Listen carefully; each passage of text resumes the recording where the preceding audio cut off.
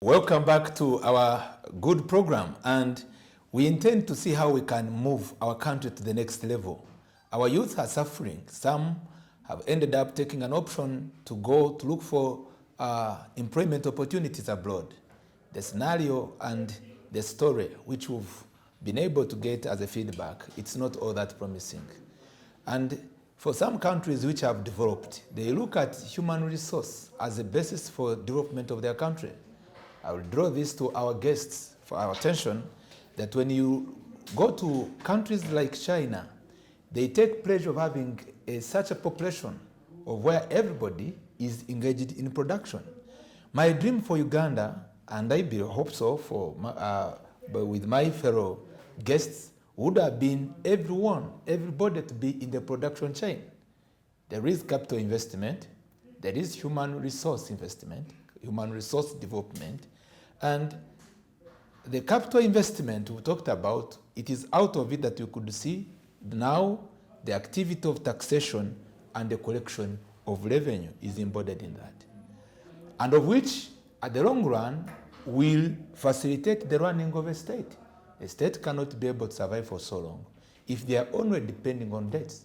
We are supposed to be collecting revenue from the very population, but the population which has been built up with a capacity that is able to generate wealth. And it is still a dream that is not yet realized. Recently, I was hosting some guests here, and I reflected on the GDP of Uganda compared to the GDP of Nigeria, the first richest country in Africa, not in the world, which has accumulated the wealth, the GDP, at a tune of 408.48 GDP, compared to the one of Uganda, which is still at 35. That's a serious range, 35.50. All this, by the time there is economic growth, the determinant factor is based on the generation of wealth, the income which starts from the household income. We were together with the professor when we were analyzing this, and we said everyone on the territory of Uganda is supposed to be engaged in production. What has gone wrong in our economy? We want to look at where we can provide alternative solution that can keep us that cannot keep us to where we are, but yet be able to progress. Once again, policy economist, Mr. Paul Kawanguzi, you are welcome. Let us go through this discussion.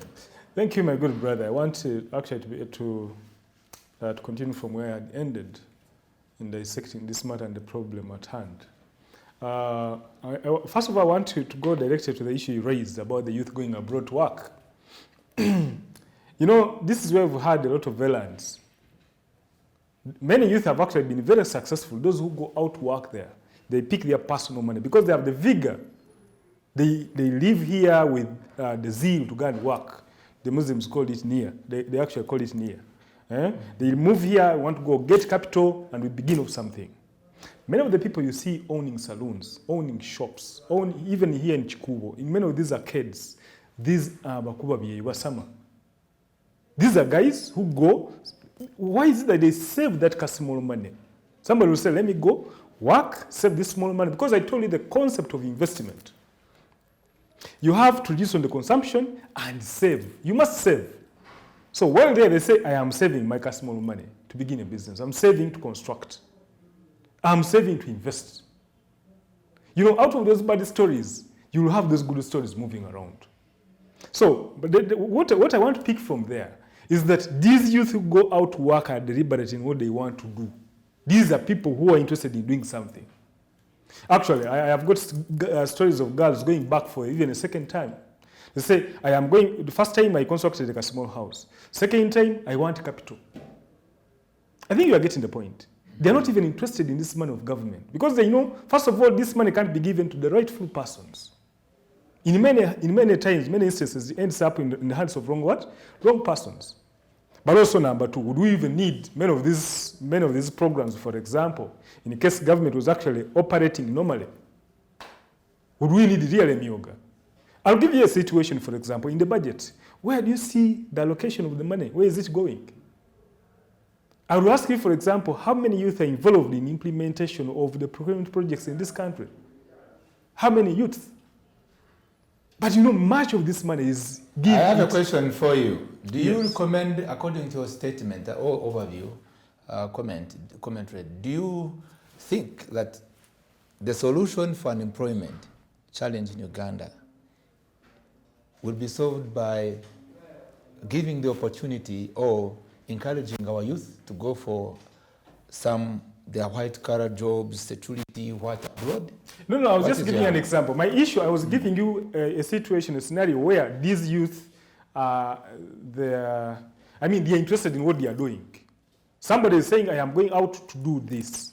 They are deliberate in what they are trying to do. They are aware of even the challenges that are there. But why are they interested? Because I believe they are not just interested, but at first they are frustrated and they are left with no option, so that they only go abroad. Their interest is one. Let me go out and get capital. That's the interest. Because it's no longer there in Uganda. Because they know, I've told you, even this money, the money we're talking about, first of all, as you listen to my colleague, is even telling you this money, first of all, the process of even getting it is wrong.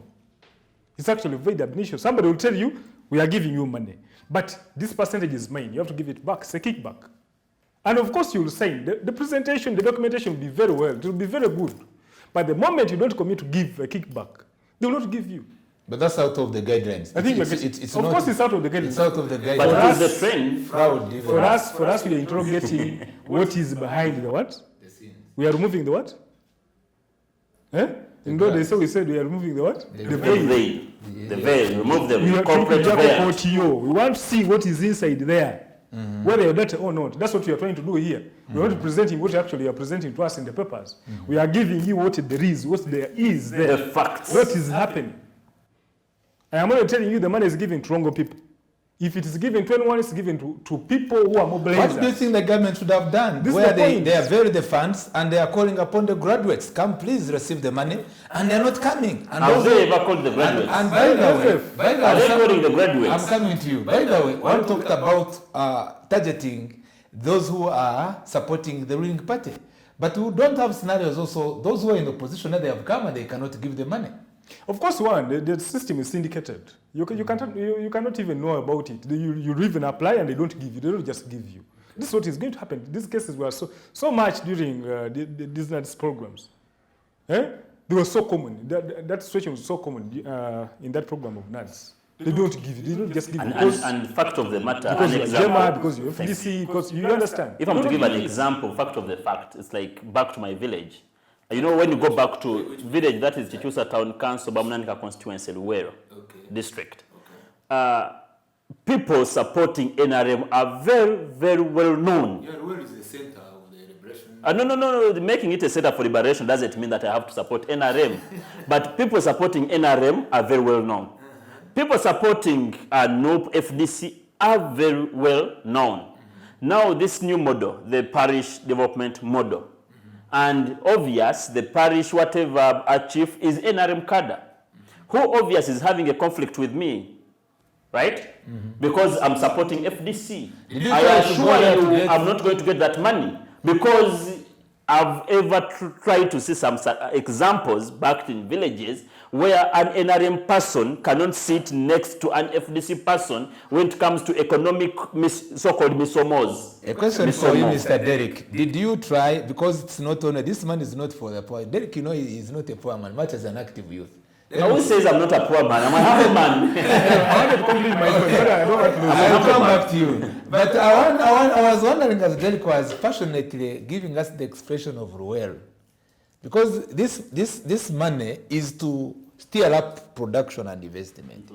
And my brother talked about that we should get research, and part of the research information, I want to get the second one. Did you try to go and apply for that money, 30 million, so that you can go and also improve our income and maybe employ some other youth? And they failed to give But this guy gave you the story of where he was acting for a certain group. And they took it up from I don't know whether you want to take it up from you want the second one from here. But now, I was saying, yes, please. We have some good money that is actually invested in many development projects in Uganda. But you know, when you do the analysis, you find out how many local companies participate in implementation. They are very few. So meaning part of the budget, because biggest money of this budget goes into construction projects where there is too much bidding. But you ask yourself, how many Ugandan companies that can actually employ youth? Because one way of getting taxes is by making sure that it give me work, I do. Once I do the work, of course, in taxation, there's what they call retention. You must pay tax. Government even cuts its taxes from there. Number two, before even you apply, you must bring a tax clearance certificate. Because these are the formal ways of how you can actually collect what? Collect money. Now, I am asking myself, you've looked at the budget. You've even been part of this process. A lot of money is sunk there from the consolidated fund. Have you seen, where are the areas where government actually interests the youth? Apart from giving these direct giving the direct monies that are given to the youth, do we even need this money to go there? Why can't we just put a system? We prepare our youth. We say now, who has a construction firm? We can actually help you. You get some few graders. We build your capacity so that we can actually do some of this work.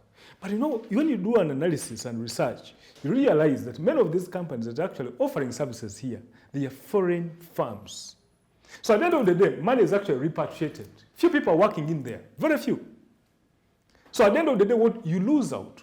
So one of the ways, because you're putting too much money into construction projects, the youth are not involved there, because this is where we have too much money. But you know, you realize, you'll see Ethiopians, you know, if they are going to be any persons, they'll only be porters. I think you're getting the whole thing. So, you know, it affects. For me, I would even believe that if we put this money there, whenever we prepare our youth to actually go for this money in these projects. For example, one time we were in a workshop with PPDA, and you know, the percentage of local firms that can actually bid for these very high profile contracts are very few. And you know, we have even been attacked by China and these other high power multinational corporations. They are coming, they'll say, we shall work on, we come from where? That is Rwanda. Rwanda. Yes. We shall work on the Rwanda road, we shall work on it, we shall put their money. Kisoro Road. I think you are getting the whole thing. First of all, they make sure that you pay this money. You sign a loan contract that is actually very tough, to the extent that you have to pay it. But already, they have taken, first of all, they're giving you a loan, the terms are hard, they are getting all the profits, they will obviously be repatriated, few youth will actually be employed in there. So if you are to have youth invest, government must be deliberate in helping and also growing the capacity. First of all, would be dealing with the companies. I would actually emphasize, government needs to deal with what? Registered private companies. But you are talking about companies, and you know, the language of companies, there are also cooperatives, then companies. At the level of the city, it is very easy to describe companies.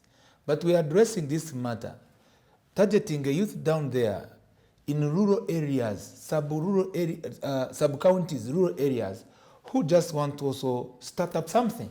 And what they can know, as you know, if there is a complication in gestion of these companies, it is understanding at least a language of SACCO.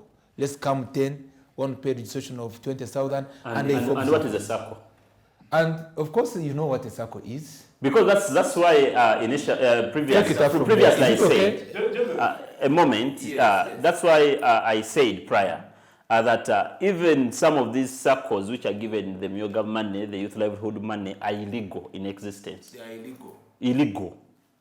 Total illegal. They register. The word, for you to be called a SACCO doesn't mean that it is just a word SACCO, because you're saving. They have a constitution. Where are they registering from? They have a constitution under microfinance. The microfinance. Where are they registering from? The law mandates them to come and be registered under the Microfinance Act, the tier. They have their own tier. Yes. And that is here at the Ministry of Trade and whatever in Kampala, Farmers House. And at the district level, there is the office of the commercial officer. The commercial office acting under who? The commercial officer links them up to... No, they don't lie to you. Most of all organizations acting as SACCOs in deep areas are just CBOs, community-based organizations, which even do not have a legal right to run as SACCOs. But just because within the knowledge of a humble person in village, they have that word of SACCO, tuli ba kibiina, tugenze mu meeting ya kibiina, so it grows as SACCO, but they have never registered even at any authority within the district, but it's just because we are SACCO. Minister, I'll come back to you, but let us simplify it this way, so that people are not very much intimidated with the legal language. Number one, they believe that when they come 10 of them, and they register in their grouping, then they have a name, because they have a constitution, then they have a name. Remember, we have local government is in this to do its supervisory work. We have the district commercial officer and the community development office. So the formation of these groups, the reason why I'm reminding this, I was part of the community organization I know that at this lower level. and then, of course, even those who built Rome, they didn't build it one day. They begin that formation, which is not too much legalistic, but which will be under the umbrella of a SACCO. Most of the sub-counties, as I'm talking now, they have registered the legal ones with the legal status, SACCOs. A SACCO, which is a microfinance institution at the level of a SACCO. They say this is this sub-county SACCO like that. And this is not a yesterday action point by the government. For around 15 years ago, I recall very well, the SACCOs were introduced, those ones which I'm talking about, the very one which the government has been investing in through this microfinance headquarter, 2006. So to me and to you, maybe with a different view, I'm expecting that by there is a stimulating our population, what the government is doing, so that there is an understanding that, please, if you cannot do it alone, do 10 of you, join this group, and finally register within maybe have a bank account, and begin to produce. I believe that would have been a good idea. But what is the main purpose of a SACCO? As my brother was submitting. 5 minutes you go through. What is the main purpose? Because the main purpose of a SACCO, to my understanding, is one, saving. Exactly. Saving. Yes, that's it. Target saving. That is the main target. So from saving, that is when now maybe you could think of investment. But mainly is saving. And most SACCOs, how they do, they have this annual saving. Save, get your money annually. Save, get a loan. That's how most operate. Most operate. 1 second, let me give this to Mr. Paul. What should be the chain as an economist? I thought you first get the factors of production. You first get the capital. Am I right?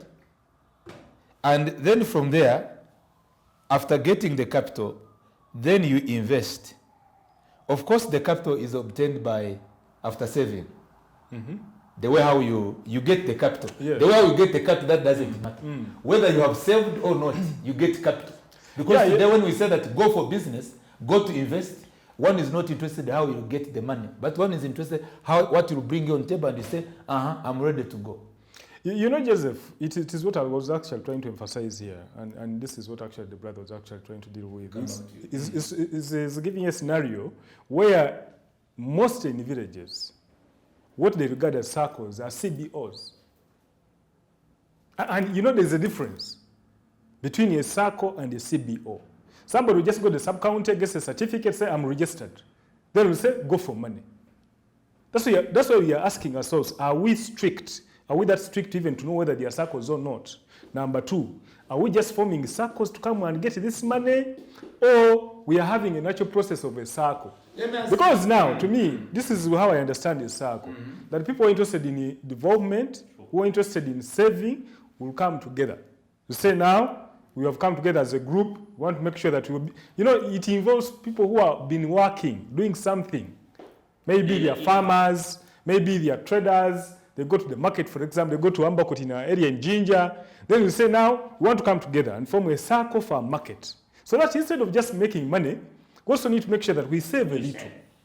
Because out of saving, that's why we're going to derive investment after we've saved. Because at the end of the day, for example, if you're saving a year, you save like 500,000. I mean, you can use this money now and invest instead of eating it and drinking it. Here we are, let's save it. That's the idea of a SACCO. Now, here is a situation where I am mobilized to come and make a circle. Say that, for example, after making it, I come for what? For money. Is it to form a circle and come for money? Because to me, the understanding that should connect to what is expected to be done. Maybe this will take us, another time we'll bring here a person who is very much central, whether under the president's office, and bring this clearly to the understanding of the public. Because in reality, it is supposed to be, if you've gathered resources, as we call it, bringing money into one pool, the capital. Bringing money into one pool, the capital. And from there, before we connect the circles, if that group registers with the circles, that's what we expected to do. And that's what I remember we used to do. Unless maybe things change, I don't know. It is 15 years ago. 1 second. Yes, Dr. Now, after getting the money and you register, if you are to go to get money from the circle, this is the Nyoga money, you are supposed to be monitored, to be supervised. Which skill have you obtained, or where are you going to invest this money? It's not supposed to be just they throw money to you. So I am seeing a disconnect of which we are supposed to sort out today on this table. Exactly, Dr. Joseph, and this is where we are. And I think you need actually to understand it again. Our problem is mobilizing people to just come for money. Not for Because skills. in a circle, first of all, understand me, in a circle it should be people involved in productivity. We are charcoal banners, or we are charcoal sellers, we are border riders. That is okay. But in a situation, for example, I've ever been mobilized to enter border association, a border circle. Yet I'm not a border rider. You know, we intend to get money from government. You know, this is the motivation. Register. Come and register. We're only charging 50,000. You're going to get money, and then you can always come for money in case you want a loan. I mean, this is the point. For as long as we mobilize the people on the basis of just coming for money from government, we shall never realize the purpose of this money. But again, I want to take my point very seriously. What is the participation of our youth in many of the government projects? Not programs, like I've talked about. You're having an infrastructure project. Of recent, you had government, for example, took over the construction of all health centers. Is it all schools? I have had this was taken over by UPDF. Now you cannot interest yourself, because these are areas where there is money from government. First of all, there is too much money going to UPDF. Too much money. I am told by next year it will be about for construction, for what? No, not for construction. The budget allocation for defense and security. For the defense and security, too much money. Okay. In addition, now you're saying even these projects that have been going to the youth, that have been employing the youth, the army now should take them over. You know, you wouldn't be helping them. Because one of the ways you can actually make sure that these people are getting money and also get taxes from them is by ensuring, I even don't know whether UPDF is going to actually pay taxes. I'm not so sure. Because first of all, the other projects, government body. I even don't know. Now, it means that the government is already losing revenue. I have a question, it will go to this one. Comrade, as he was, presenting his opinion, his point, I began to remember what exactly befell on us since the time when the graduated tax was suspended. Graduated tax was referred as an awkward tax, outdated tax, of which even now, dear viewers, most of you are never convinced that we should have that tax, which to me, at a certain time, I was a collector of that tax. During 2004 up to 2010, when I was a senior assistant secretary and assistant chief administrative officer. But we are again looking at how we can have a hard-working youth populace.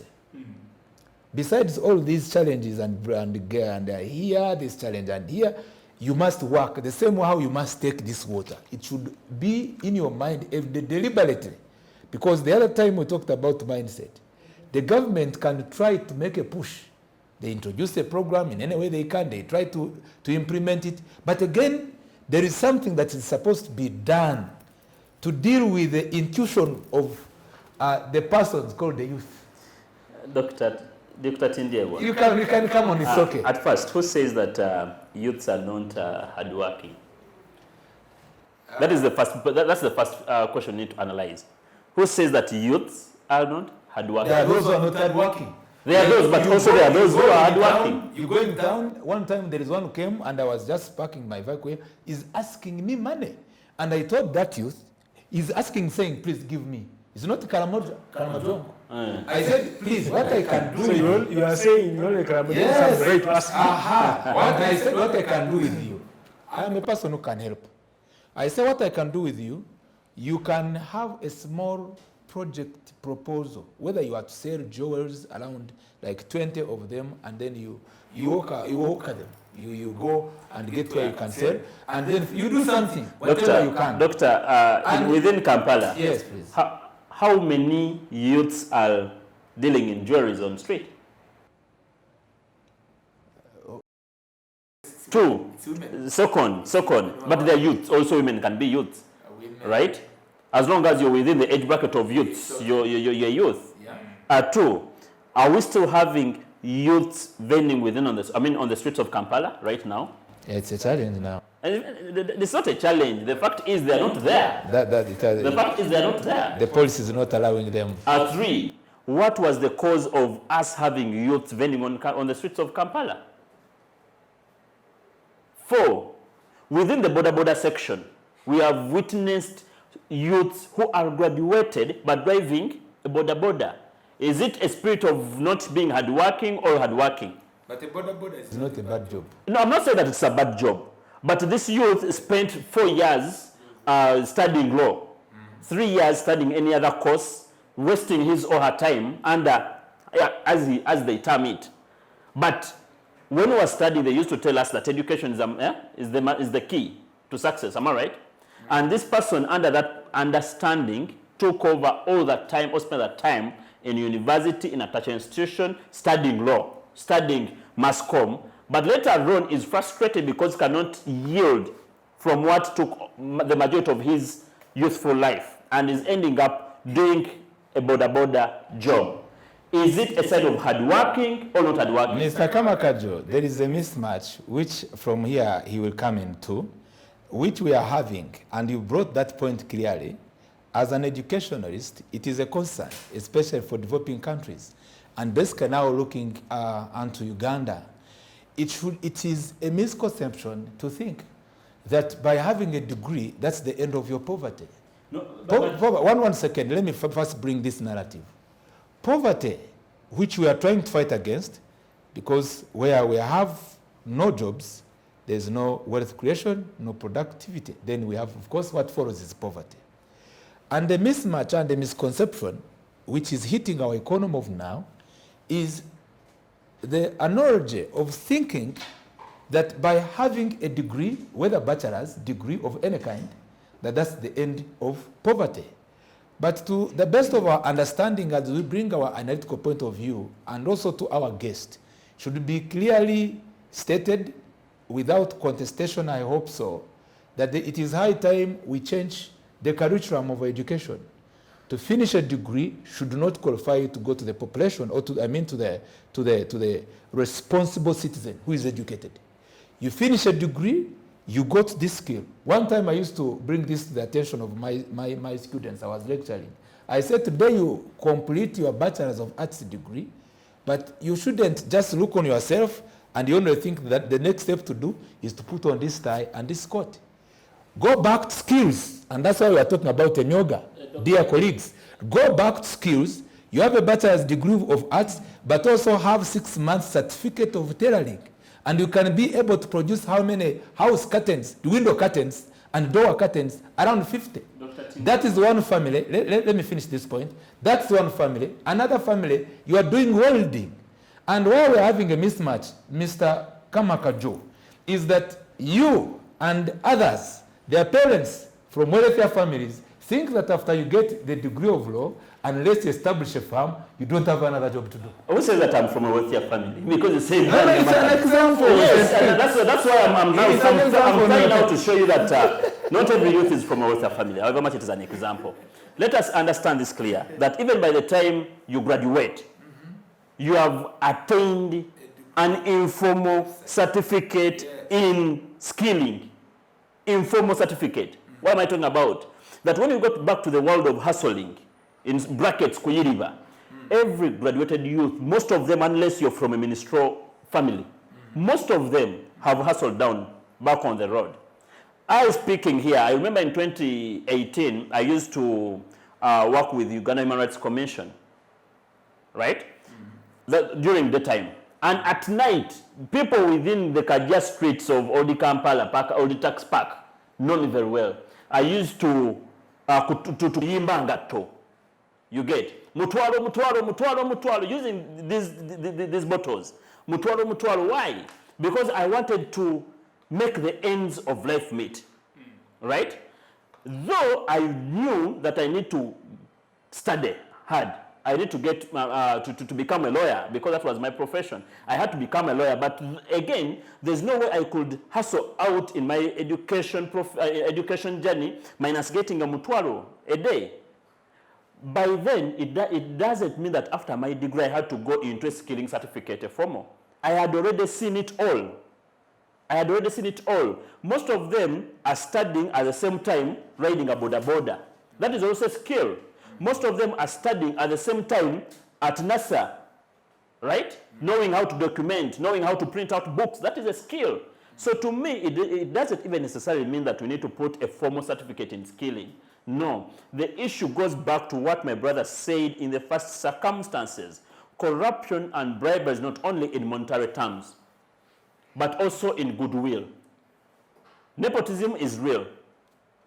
When we have the Dr. Tindiewa graduating today, and the Dr. Yarimana graduating today, right?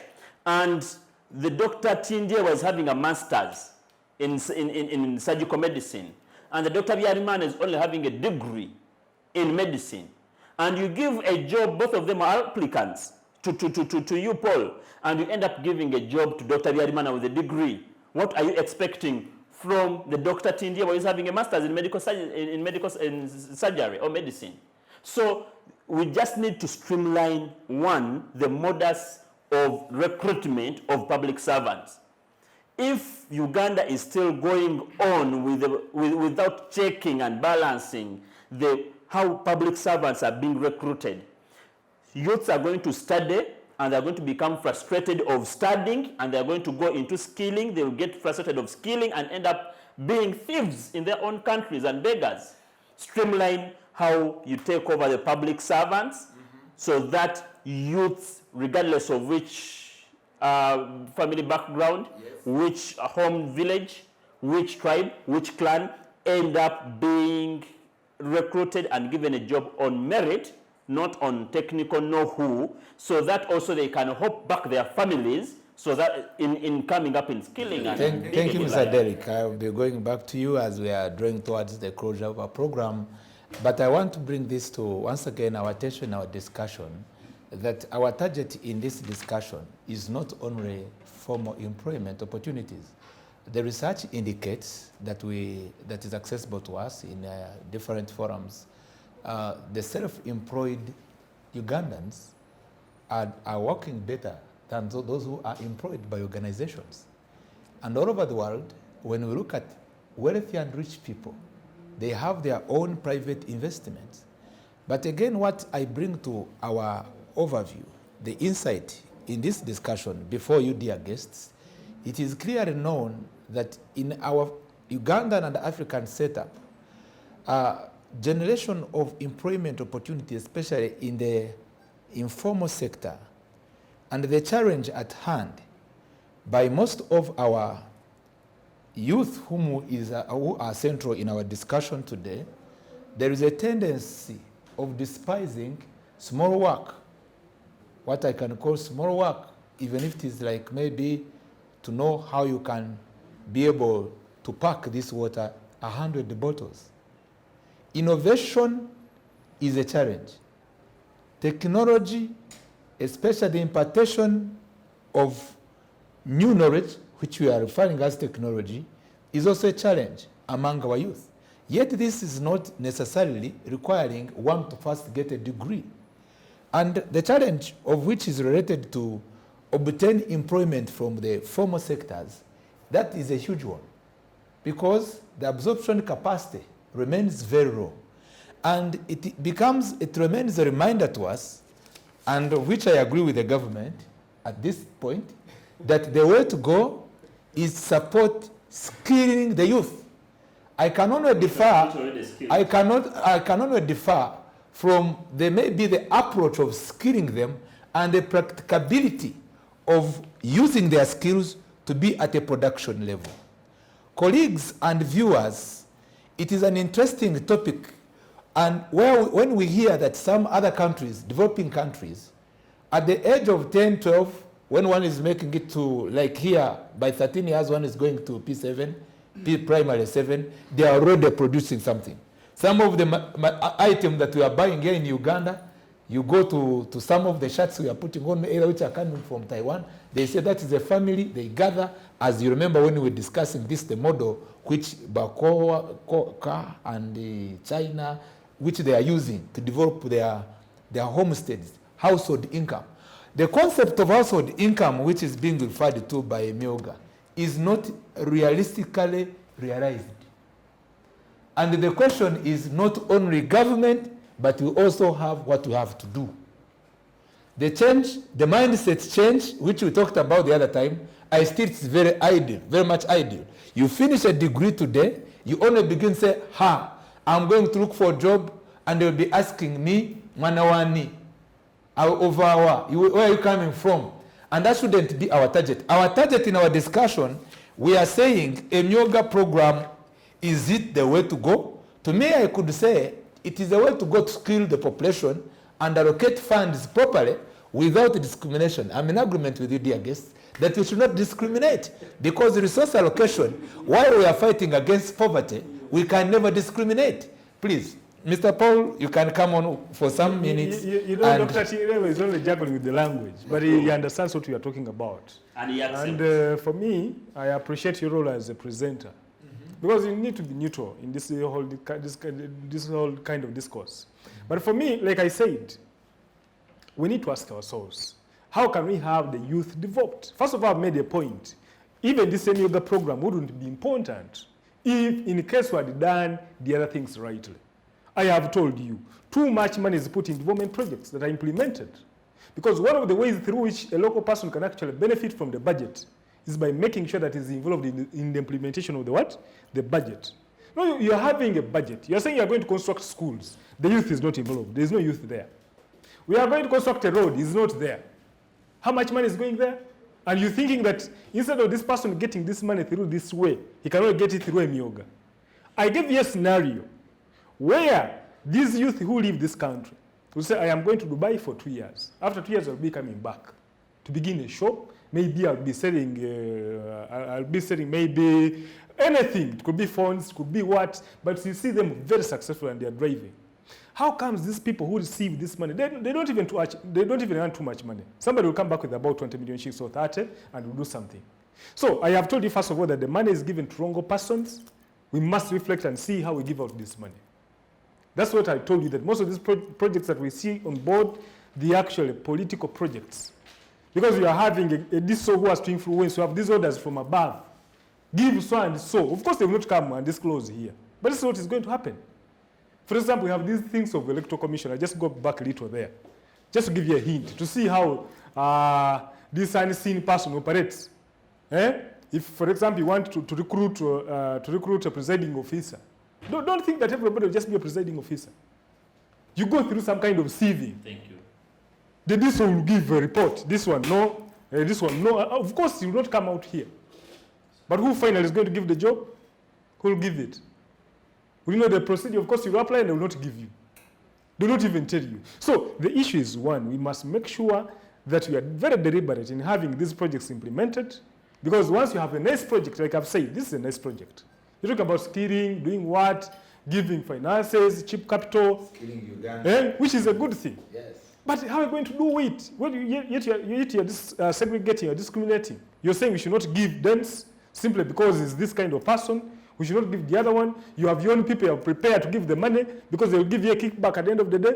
The one who doesn't give you. Don't you think it is a misrepresentation? The policy of the government, is it intended to to discriminate anybody according to current Did race or religion. Did I even say it is the policy? Of course, there is. And who asked you for The discrimination is the natural, an abnormal and a natural practice. I am always saying the facts speak better for themselves. You know what is happening. I don't even need to go there. You know what is happening. I'm trying to talk about the real situation on the ground. Maybe you in Kampala, you don't know what is happening.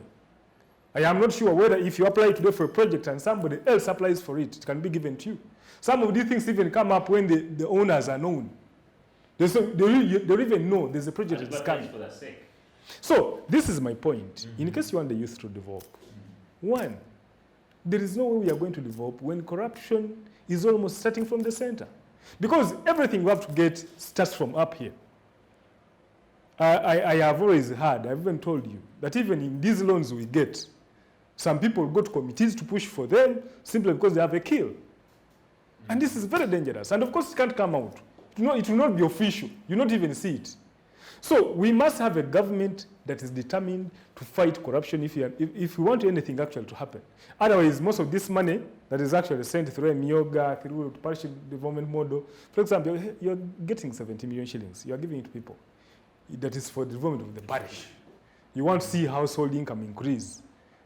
And you know you're giving examples of Scandinavian countries. These countries, the first thing they dealt with was fighting corruption. Number two, they were not dealing with individuals. They were dealing with companies. For as long as you're not dealing with the company, because the company has unlimited what? Liability, legally. So that if you eat the money, they can always come for you. Now, you're having a chairman of a parish who is a mobilizer for NRM, who is always in Bisanja every other day. He's having a wholesale shop within the area. He's the chief mobilizer of the party. He took the money and did not return. You go for him. Mr. Paul, so these are issues. Mr. So Paul, that's why I'm saying we must have these projects go technical instead of going there, or instead of implementing them politically. The moment you implement them politically, you're done.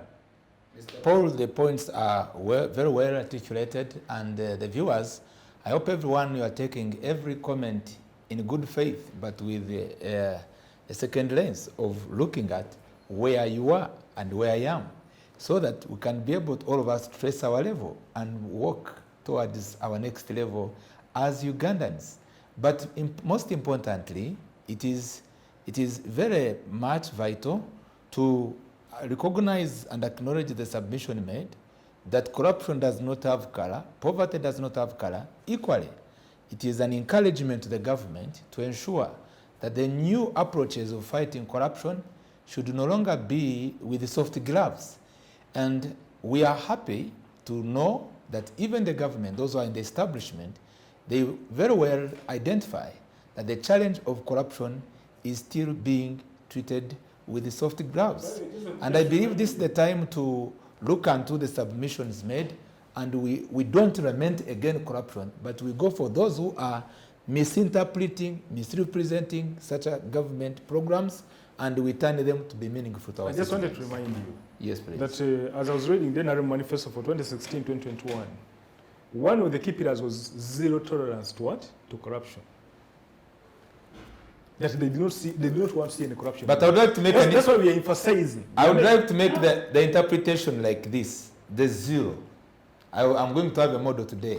That's what we normally do when we have done research and we have not done analysis. The zero tolerance to corruption means Mr. Kawanguzi, zero to corruption. The religious leader who is there, zero to corruption. The government which is distributing people's resources, zero to corruption. The reason why the NRM and we Ugandans were failing, partly we know that the pivot, the central pivot, which determined the final zero, yes, it is this government. But we need the zero tolerance to corruption to all circles. And I think where I come back to you in agreement, and you are viewing us, it is high time we agree how to make it a zero tolerance to corruption. Religious leaders, when they bring those who are in government offices, they bring money to you in the form of offering and procurement of items on Sunday. You welcome the money, and the person who brings the money is given a front seat. Yet the story, there is no zero. When Dr. Chindiyema is giving some advisory, first keep quiet. But for me, my point, which I want actually to emphasize, we are dealing with money that is actually gotten from the consolidated fund. Yes. You know, this is money that we collect, money that is coming from your pocket, my pocket, and the pocket of the viewer. No, this is money, not even these other things of the religious leaders and the likes. For me, I'm dealing with my money, taxpayers' money.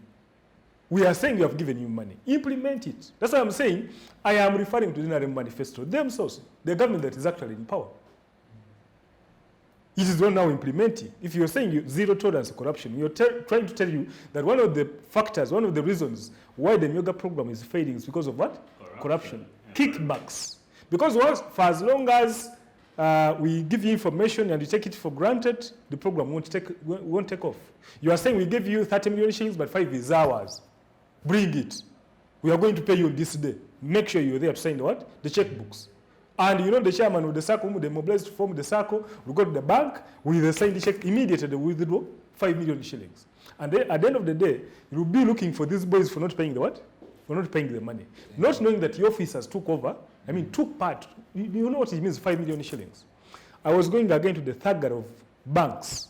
You know, the other time we closed, I talked about the thugger of banks. You know, today, merely getting a loan in a bank, I think these banks also need to investigate this. Getting a loan in a bank, we have dealers, for example. Many of these bank operators are dealers. Somebody will say, we are giving you 5 million shillings, but you must give us something like 1 million shillings. You know, you get a loan, but already you have given somebody 1 million. You have money, you have to go away, you have to go there. But at the end of the day, you know, they cannot sign your loan simply because the loan officer, you know, is around, but again, you know, you have issues. They create issues there. They will say now you have to give us money. I think you are getting the whole thing. You're getting 30 million shillings, already 5 is off. And then at the end of the day, people's property are being sold. So this is what I'm saying. We need to avail cheap credit. Let's avail cheap credit and make it easier, for example, for the youth to get part of this money. And unfortunately, our economy is almost completely private. Yeah? Where the forces of demand and supply do what? Is it a liberal economy? Is it a capitalist economy? It is almost capitalistic as we speak today. So the forces of demand and supply operate. You're not getting the money, somebody else needs it. And at the end of the day, in most cases, actually, we compete with the government in getting this money. You know, one of the ways of funding the budget, they come back again to the banks and borrow. Yeah, the other time they were borrowing our NSSF fund. No, I'm saying they borrow from the bank, the money in the bank. Now, the bank also now compares. Instead of giving money to Chingiwa, who's going to disturb me, why can't I give it to government? So now government competes with the people. That will increase the interest rate. Because the first thing that government does is making sure that it pays these banks. You have brought a serious issue where our banks here in Uganda, the banking sector is monopolized by the foreigners, the foreign banks. Exactly. And it leaves a serious challenge in as far as advancing employment and investment. Because capital investment, part of its source is through financial services, the banks. And what I had identified, and I agree with you, it's a challenge that we used to have the Uganda Commercial Bank, which was entirely a bank of the government. And of now, it has become a challenge. We are drawing towards close the end. We are going to go to you, Mr. Kamakajo. I hope you remember what happened with the COVID stimuli. Yes, please. On a serious note, in another dimension, as we close, we'll close over this point. We are looking at where do we put money. I'm in Kampala, and I normally hear this language that take a center okolachi? Wolaba. So now let's leave the government alone. We want to go to ourselves, we people. Where people put their money when they want to invest. It is very easy for most of our parents, because these youth we are talking about, they have parents, others are guardians. But they can take whatever it takes to sell their property, to sell their land, and they take their children to school. But in terms of being mindful of which skill the daughter or the son is going back home, it becomes another business to whom it may concern. To me, dear viewers and guests, it is something that we need to conclude with in our discussion. It is very easy for a parent to sell land and send a child to go to you talk of Dubai, you talk of Abu Dhabi for these white-collar jobs, the white security and so forth. But it's difficult for the very parents to sell that land, or our fellow brothers and sisters over there, to say, let me sell my land and buy a machine of 1 million, which is going to weld some good furniture like this table here, and I sell it maybe to smart TV at 22, at maybe 5 million. There is a challenge. What do you talk about that, our dear guest, Mr. Kamakajo, as we close our discussion this evening? Not until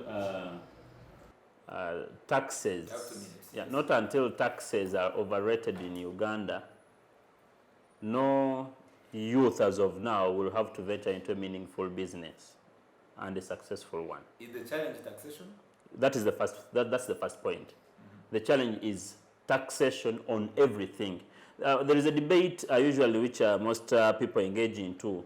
That would you prefer heady tax as of then compared to this tax put on goods? And most of them are saying I would rather go with heady tax because I knew that I'm paying it once and for all in a year. But goods are, so the bottle of soda was on fundraising. The question which I don't want to divert from as we are concluding. I'm answering the same question. Yes. There would be investment that the youth or that any person would have to venture into. Am I right? It is very easy to sell land and you are looking for passport. I had a neighbor and we are struggling. It is the answer right now. Mm-hmm. The taxes that are imposed on goods or on materials that would be used by a youth to come up with this good table, as you said, they're totally high, which are obvious, necessitating that the youth has to be having good capital. The land you're talking about, it might be worth 5 million, because now the kadamas who are going to those Arab countries are mostly ladies, even it is free of charge. Maids, free of charge. Security officers around 4M. 4M. So the land you're talking about is worth the 10M, all in village it is like 3M. But now the 3M or the 10M to the current Uganda, what kind of business is going to, are you going to venture into? To me, it is a no. To me, it is a no. Not until taxes are lowered, not until value for money is respected in this particular Uganda, the businesses as of now are no more. An example as I conclude. Taxes prior. An example, you have Luwero Tax Park. Mm-hmm. Taxes used to park there. Right now, no one chests out taxes in a park. We have like 5. They prefer just driving off the road because that's where many people now are. Their getting out of the park indirectly and directly is affecting people who are having shops within the park. They're chasing out of Kampala these dwellers and the hawkers. The hawkers are the number one sure. Are they chasing them or they are locating them? Where have they been located to? To markets which give me an example. To markets, the markets which they have built. No, because the number one customers to the shop attendants or the shop owners are those hawkers. Because they go there knowingly that I have to sell this thing on the street. Okay. And those streets are no longer, those hawkers are no longer in Kampala. We'll discuss the that. The shop owners are suffering. Mm-hmm. The taxi drivers who are punctual of that every morning at 5 a.m. I have to take these hawkers to Kampala are suffering. We'll discuss that another time. It is a bigger story. Or 5 a.m., 10 a.m. that the person it's a bigger story, but Mr. Kamakajo, if you're encouraging your brother and sister there, encourage at least to begin a poultry where they can have eggs and sell them, than selling land and go to Abu Dhabi. Mr. Paul, within 1 to 2 minutes. For you even talking about people having land to sell, that land is not even there. This land has been grabbed. Mm-hmm. I can tell you go down, you can go back to Chigezi. You can ask yourself. People are not even having the land. First of all, the population has increased. Mm-hmm. These parcels are being subdivided, parcels of land. Mm-hmm. So people don't even have that land to sell. Actually, very many youth that you're seeing here, seeing on streets, many of the people you see in the centers, yes. They don't even have a 50 to 100. They don't even have. They have already sold the land to the border economy. Many of them. The borders have been stolen. Many of them, and you know the people who have been behind this, they are the rich persons. So what we are talking about is, I would actually encourage somebody Because why should even somebody sell land? 1 second. Should someone sell land? You are already in the very point. Sell land 5 million and buy border Kampala here. They come and they come here and thugs, they steal it from you. And we are all of us, we are just saying, Bambi, sorry. Is that the way to go? And that's what the government has prepared for them. The border economy is what has been planned by this government. Who do you think is behind these borders? Who brought them here? Who are the ones selling them?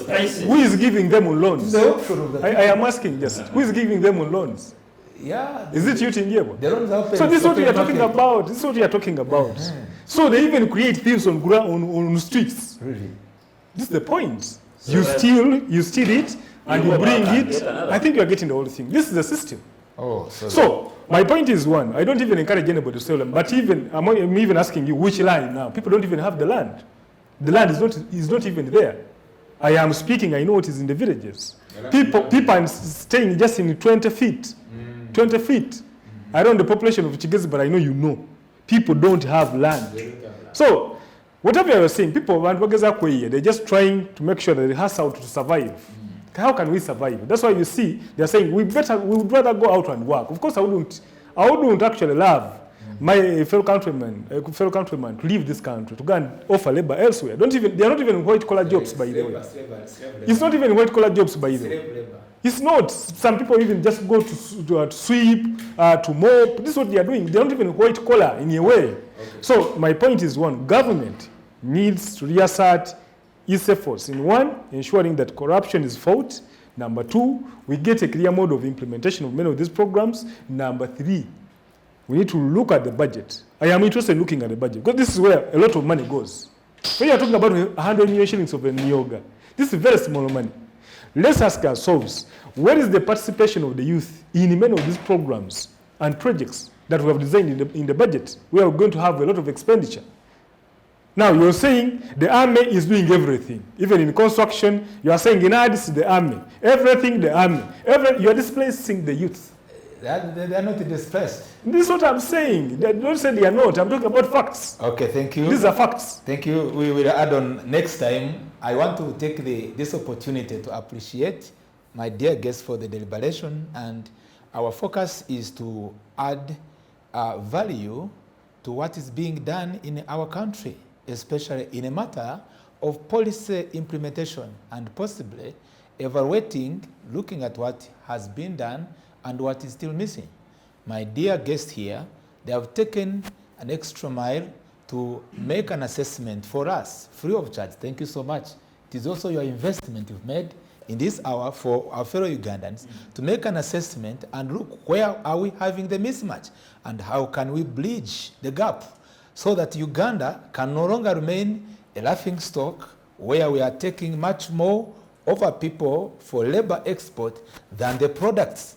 And we are also very much concerned, as far as this television is concerned, this program, to look at what has been done as a mistake not to be done again.